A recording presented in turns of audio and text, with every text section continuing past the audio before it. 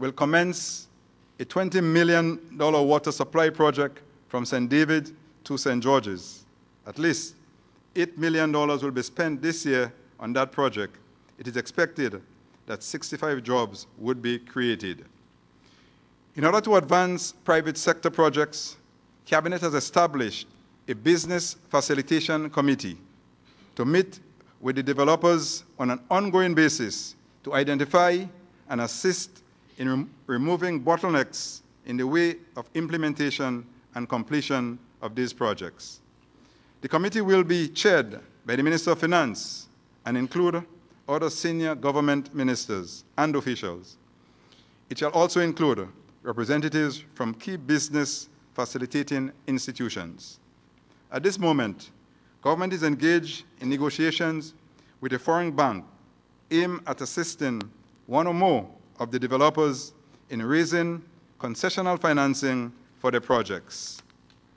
Given the special disadvantages in the rural areas, at this time, government has decided that special consideration should be given to attracting businesses in the rural community.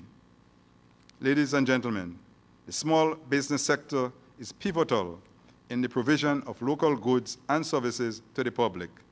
This sector accounts for over 50% of all employment. More importantly, it provides numerous opportunities, particularly for our young persons to realize their dreams to convert a business idea into a commercial reality. As a result, government is committed to giving its full support to this sector. In the month of May 2009, the Small Business Entrepreneurs Program will be launched. This program will provide finance, training, and outreach services by the Business Development Center of the Industrial Development Corporation. The program aims to provide financial assistance to a targeted number of 100 small entrepreneurs to assist them in starting new initiatives and to improving the current business. The sum of $1 million is being injected into this program. I want to make a special appeal to those persons who have been laid off their jobs but have a good business idea to take up the challenge. You may well be the world's next Microsoft. Many in the business community have welcomed our tax amnesty and are responding positively. However, there have also been calls for an extension. As a result, I wish to announce that this amnesty will be extended to the end of April 2009 with certain conditions.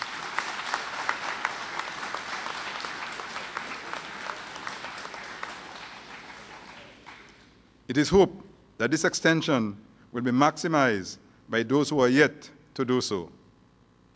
In collaboration with the European Union and a local financial institution, we will be launching a rural credit scheme to provide support for many farmers to increase dramatically local production of fruits and vegetables. Within the next month, the Marketing and National Importing Board will launch a market guarantee scheme to provide support for our farmers to dramatically increase local production of fruits and vegetables.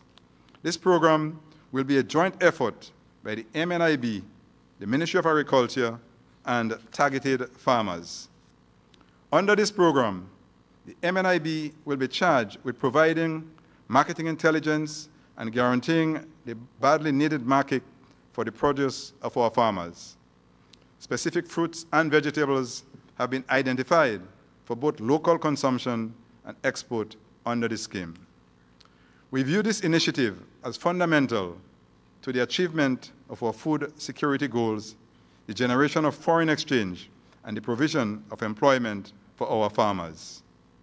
The sum of $1 million is being injected into this program. Ladies and gentlemen, as Minister responsible for national security, I have to report that our Royal Grenada Police Force has been doing a significantly improved job. I wish to commend them.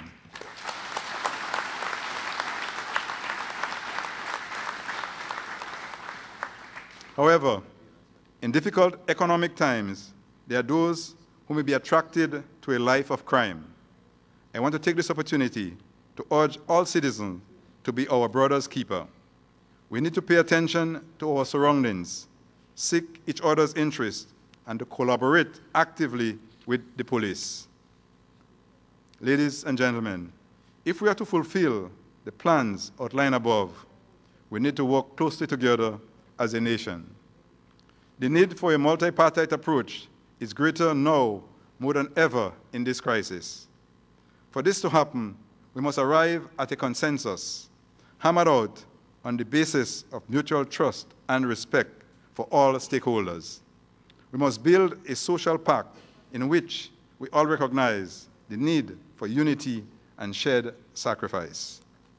That pact should address all critical areas of concern to the social partners. At the end, we must enter into a social protocol that will guide our conduct for the next 3 years. This will be brought before the Parliament and passed by way of resolution.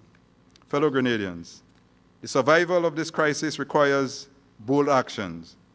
We articulated a vision and plan, and we will pursue them vigorously to improve the well-being of all Grenadians. With your support and commitment, we will surmount all challenges. We are a resilient people who have demonstrated the courage and fortitude to overcome adversity. We demonstrated that before, and as recent as in 2004, when we rebuilt our homes and lives after Hurricane Ivan. We will do it again. With our leadership, we will reposition Grenada to take off when the economic tides turn. I urge all of you to be patient, to persevere, and to recommit to rebuilding Grenada for our families, our communities, and our continued prosperity. May God bless Grenada. I thank you.